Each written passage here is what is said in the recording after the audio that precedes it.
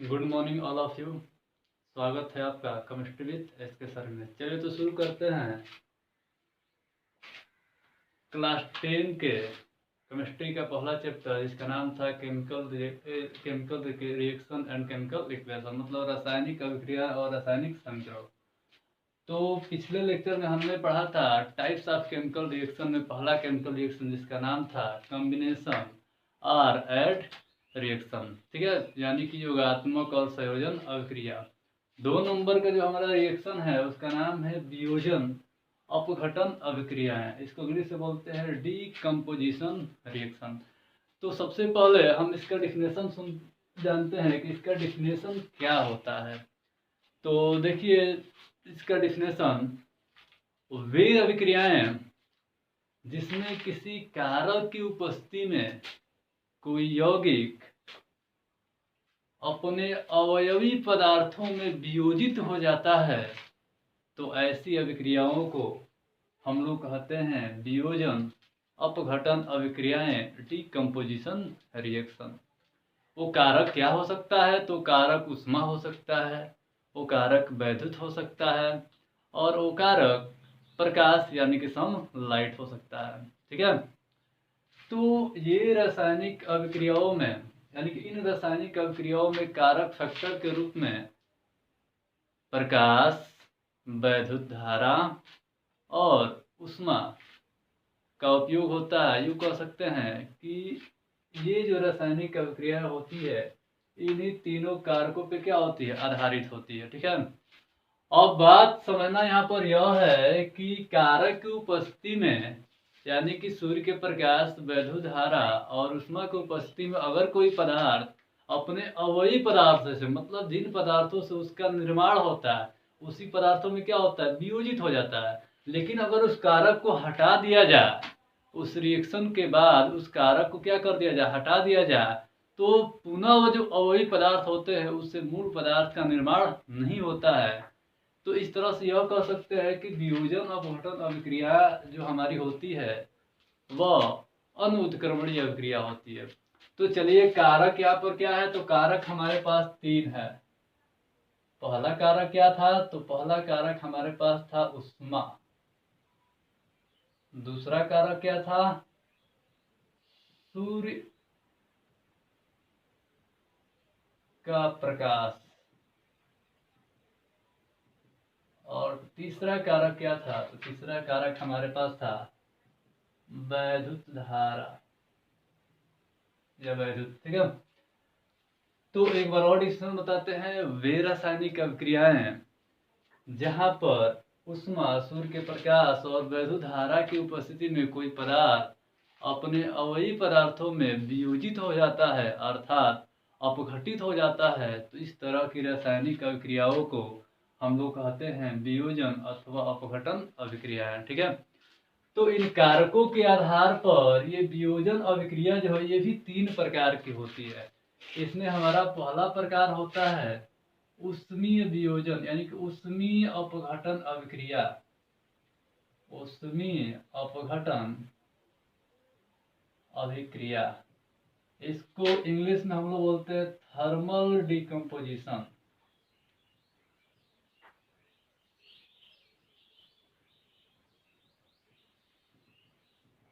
Thermal decomposition reaction. तो सबसे पहले हम जानते हैं कि थर्मल डिकम्पोजिशन रिएक्शन क्या होता है, ठीक है। देखिए, थर्मल डिकम्पोजिशन क्या होता है?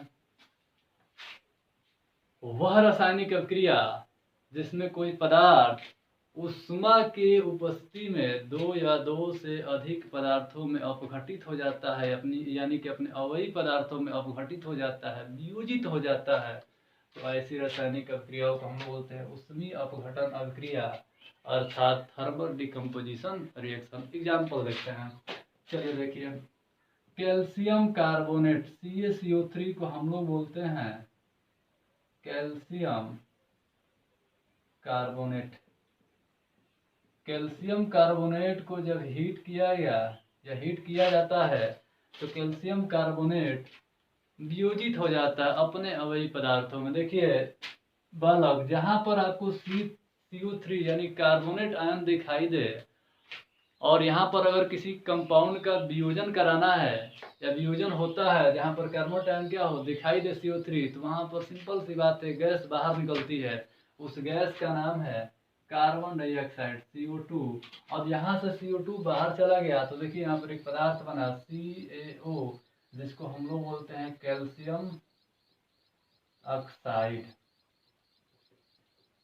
Calcium oxide. ठीक है, प्यार से इसको कली चूना भी बोला जाता है, जो मार्केट में क्या होता है पाया जाता है, यानी कि मार्केट से लिया जाता है दीवार की पुताई करने के लिए। ठीक है, तो उसमें अपघटन थर्मल डिकम्पोजिशन रिएक्शन क्या होता है, तो हम कहेंगे वह रासायनिक अभिक्रिया जहां पर किसी पदार्थ को गर्म करने पर वह पदार्थ अपने अवयवी पदार्थों में अपघटित हो जाता है। तो इस तरह की अभिक्रिया को कहते हैं थर्मल डिकम्पोजिशन अभिक्रिया, अर्थात ऊष्मीय अपघटन अभिक्रिया। देखिए कैल्शियम कार्बोनेट का क्या हुआ, डिकम्पोजिशन हुआ किसकी उपस्थिति में, हीट के प्रेजेंस में, इसलिए रिएक्शन का नाम क्या हो गया, थर्मल डिकम्पोजिशन रिएक्शन। ठीक है, आगे एक और एग्जांपल लेते हैं। देखिए दूसरा एग्जांपल हमारे पास यह है कि ये जो हमारा फेरस सल्फेट जो होता है ना, फेरस सल्फेट FeSO4, इसको हम लोग क्या बोलते हैं, फेरस सल्फेट, फेरस सल्फेट। तो फेरस सल्फेट को जब हीट किया जाता है, हीट मतलब क्या, गर्म किया जाता है, तो ये भी क्या होता है, डिकम्पोज हो जाता है, यानी कि अपघटित हो जाता है। किसमें, तो ये होता है ferric oxide Fe2O3 plus sulphur dioxide plus SO3 sulphur try oxide. ठीक है, रिएक्शन बैलेंस नहीं है तो इसको बैलेंस कर लेंगे। Fe की संख्या कितनी है 2, तो यहाँ लगा देंगे 2। ठीक है, तो Fe बैलेंस ऑक्सीजन को कितना है, तो यहाँ पर 3 2 5 5 3 8, यहाँ पे देखिए 4 दूना 8, सल्फर 2 है, सल्फर यहाँ भी क्या है 2 है, इसको क्या बोलेंगे, इसको हम लोग बोलते हैं फेरिक ऑक्साइड, इसको बोलते हैं सल्फर डाइऑक्साइड, इसको बोलते हैं सल्फर ट्राई ऑक्साइड। तो थर्मल डिकम्पोजिशन रिएक्शन सबको समझ में आ गया होगा। ठीक है, एक बार और सुन लीजिए क्या होता है। तो अगर कोई पदार्थ ऊष्मा की उपस्थिति में अपने अवयवी पदार्थों में अपघटित हो जाता है, वियोजित हो जाता है, तो उसको हम लोग बोलते हैं थर्मल डिकम्पोजिशन रिएक्शन, ऊष्मीय अपघटन अभिक्रिया। चल तो आगे चलते हैं, इसका दूसरा टाइप जिसमें कारक हमारा क्या रहेगा, सूर्य का प्रकाश। ठीक है, चलिए इसको नोट कर लीजिएगा आप लोग। ठीक है, आगे चलते हैं। तो आगे आएंगे हम, तो उसका नाम है प्रकाश अपघटन, प्रकाश अपघटन, इसको हम लोग बोलते हैं फोटोलाइसिस। क्या बोलते हैं, फोटोलाइसिस। देखते हैं AgCl, इसको बोलते हैं सिल्वर क्लोराइड, ये हमारा हो गया सनलाइट। देखिए सिल्वर क्लोराइड को जब हम सूर्य के प्रकाश की उपस्थिति में छोड़ देते हैं तो ये डिकम्पोज हो जाता है, अपघटित हो जाता है सिल्वर में, और यहाँ से क्लोरीन गैस के क्या करता है, बाहर निकालता है, समीकरण को बैलेंस कर देंगे, यहाँ पे 2 क्या कर देंगे, लगा देंगे। इस अभिक्रिया को यूज कहाँ पे किया जाता है, तो इस अभिक्रिया का यूज, यह जो हमारा अभिक्रिया है इसका यूज फोटोग्राफी में किया जाता है। ठीक है, फोटोलाइसिस प्रकाश अपघटन क्या होता है, तो हम कहेंगे वह अपघटन अभिक्रिया जहां पर कोई पदार्थ सूर्य के प्रकाश की उपस्थिति में अपने अवयवी पदार्थों में अपघटित हो जाता है। तो इस प्रकार के अपघटन अभिक्रिया को प्रकाश अपघटन, या इसी को हम बोलेंगे फोटोलाइसिस। जैसे सिल्वर क्लोराइड को सूर्य के प्रकाश में रखा गया तो ये अपघटित हो गया सिल्वर और क्लोरीन गैस में। ठीक है, आगे चलते हैं। आगे चलेंगे तो तीसरा हमारा फैक्टर क्या होगा, वैद्युत धारा। फोटोलाइसिस के बारे में हमने बताया क्या होता है, तो वह अभिक्रिया या वह अपघटन अभिक्रिया जहां पर कोई पदार्थ सूर्य के प्रकाश की उपस्थिति में अपने अवयवी पदार्थों में अपघटित हो जाता है, तो इस क्रिया को प्रकाश अपघटन अर्थात फोटोलाइसिस कहते हैं। इस अभिक्रिया का उपयोग कहाँ किया जाता है? तो इस अभिक्रिया का उपयोग श्वेत श्याम फोटोग्राफी में किया जाता है, क्योंकि सिल्वर क्लोराइड को जैसे ही प्रकाश की उपस्थिति में रखेंगे, यह स्लेटी रंग के सिल्वर में क्या हो जाएगा? अपघटित हो जाएगा। ठीक है, तो आशा करते हैं कि प्रकाश अपघटन आपको अच्छी तरह समझ में आया होगा। अगला हमारा फैक्टर क्या है? वैद्युत धारा। चलते हैं इस पे। ठीक है, तो चलिए आगे चलते हैं। वैद्युत धारा, देखिए रिएक्शन का नाम क्या है? तीसरा फैक्टर क्या है? वैद्युत धारा। तो रिएक्शन का नाम यहाँ पे होता है, इसको हम लोग इलेक्ट्रोलाइसिस बोलते हैं। बोलेंगे यहाँ पर वैद्युत अपघटन, वैद्युत अपघटन। इंग्लिश में इसको हम लोग बोलते हैं इलेक्ट्रोलाइसिस, इलेक्ट्रोलाइसिस या इलेक्ट्रो डिकम्पोजिशन रिएक्शन, ये भी कह सकते हैं। Electro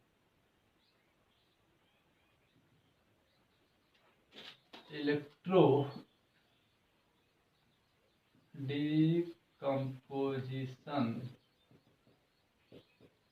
reaction. चलिए देखिए, इलेक्ट्रो डिकम्पोजिशन अर्थात वैद्युत अपघटन क्या होता है? वैद्युत अपघटन क्या होता है? एग्जाम्पल लेते हैं, देखिए यहाँ पे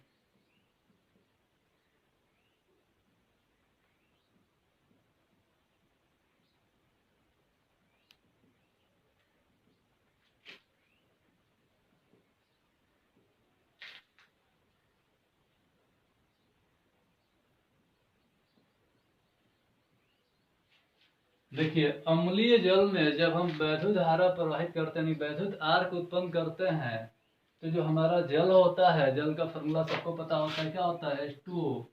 तो यह अपघटित हो जाता है, डिकम्पोज हो जाता है हाइड्रोजन और ऑक्सीजन गैस में।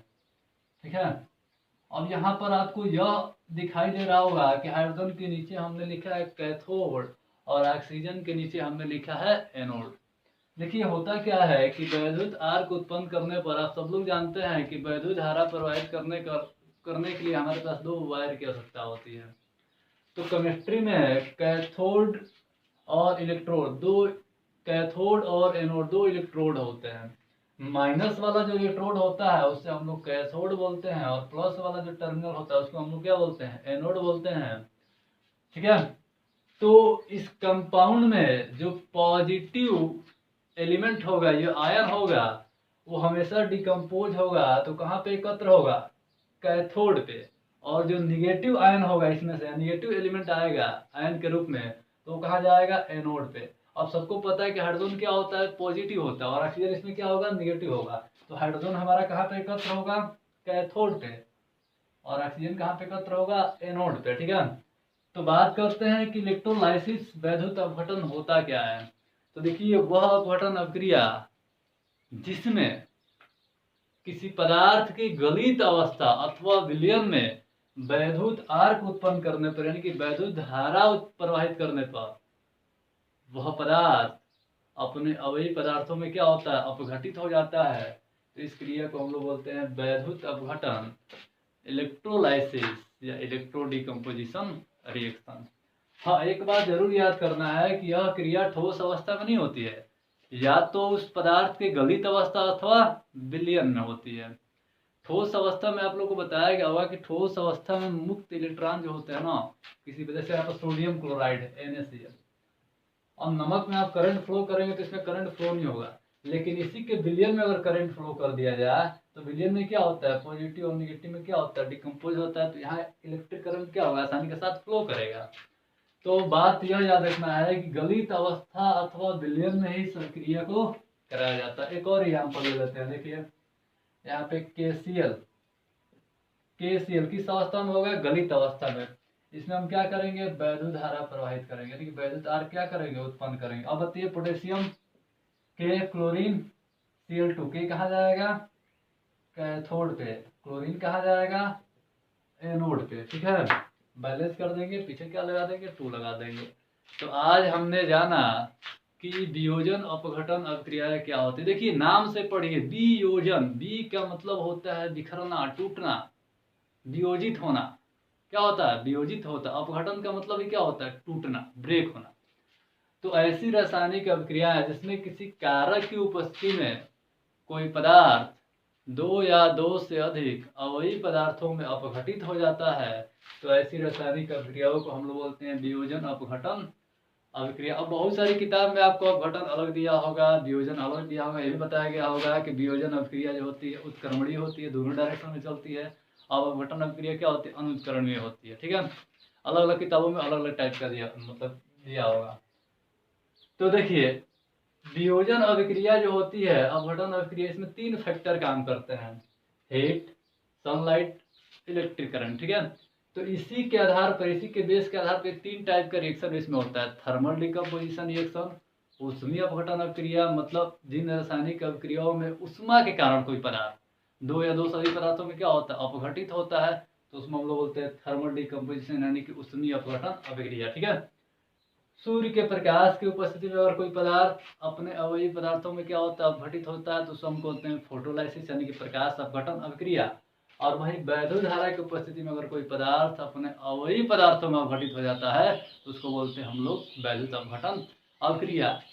एनसीईआरटी में या आपके एग्जाम के लिए ये महत्वपूर्ण रिएक्शन है। इसमें एक आपको क्वेश्चन बनेगा, यहाँ पे बहुत ही महत्वपूर्ण क्वेश्चन आपसे यह करेगा कि 3 ऐसी रासायनिक अभिक्रियाओं का उदाहरण दीजिए, या 3 ऐसी अपघटन अभिक्रियाओं का उदाहरण दीजिए जिनमें फैक्टर के रूप में ऊष्मा, सूर्य के प्रकाश और वैद्युत धारा क्या हो, उपस्थित हो। ठीक है, तो आज के वीडियो में हमने जाना वियोजन अपघटन अभिक्रियाएं क्या होती है। अगले वीडियो में इसका जो तीसरा हमारा टाइप होगा, जिसको हम लोग बोलते हैं डिस्प्लेसमेंट या प्रतिस्थापन अभिक्रियाएं। ठीक है, वीडियो अगर आपको अच्छा लगे तो वीडियो को लाइक कीजिए, सब्सक्राइब कीजिए और कमेंट बॉक्स में ज़रूर बताइए कि वीडियो कैसा है। ठीक है, तब तक के लिए धन्यवाद। Thanks for watching my video.